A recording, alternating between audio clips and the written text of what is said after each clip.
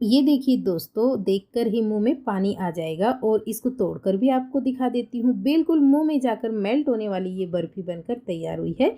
और जब आप सामग्री के बारे में जानेंगे तो सच मानिए आप तुरंत बनाना शुरू कर देंगे। इस रेसिपी को मैंने बिल्कुल अलग और आसान तरीके से बनाया है। शायद आज से पहले आपने इस तरीके से बनी हुई बर्फी कभी नहीं देखी होगी किसी के भी चैनल पर। तो दोस्तों, इसको बनाने का जो तरीका है आपको बेहद पसंद आने वाला है। कम मेहनत में और बहुत ही जल्दी बनाकर आप तैयार करने वाले हो। और इसको बनाने के लिए आपको ना तो मावा चाहिए ना मिल्क चाहिए।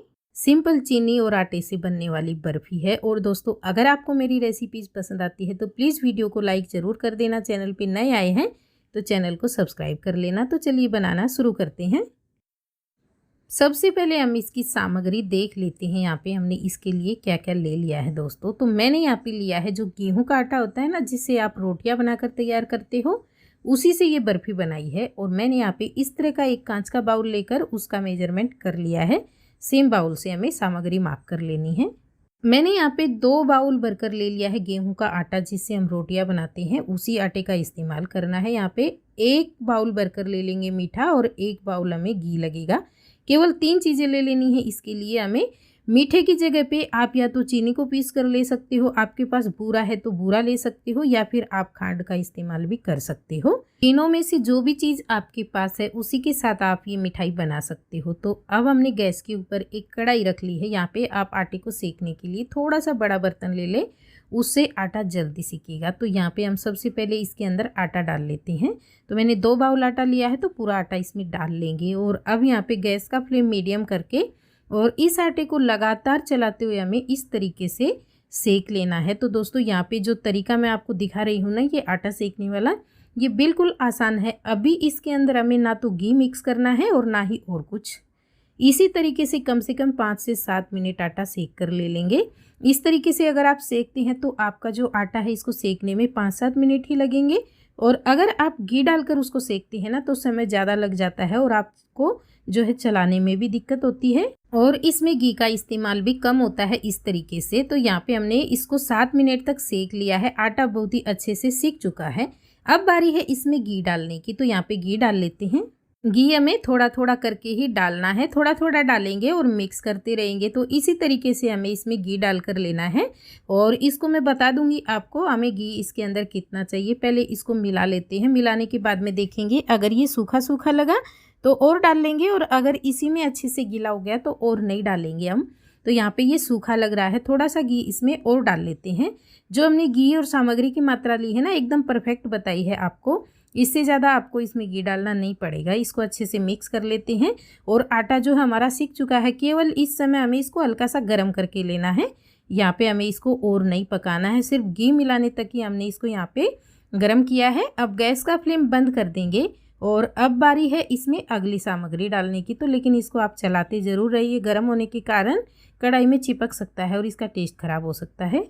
इस बर्फी का स्वाद बढ़ाने के लिए यहाँ पे आपको एक ट्रिक बता देती हूँ दोस्तों। अगर आप इसको बिल्कुल मावे वाली जैसी बनाना चाहते हैं ना, तो यहाँ पे आप इसके अंदर पौना बाउल कम से कम इसमें मिल्क पाउडर डाल लें। मिल्क पाउडर आप कौन से भी ब्रांड का ले सकते हो, सारे जो मिल्क पाउडर आते हैं उनका टेस्ट अच्छा ही आता है।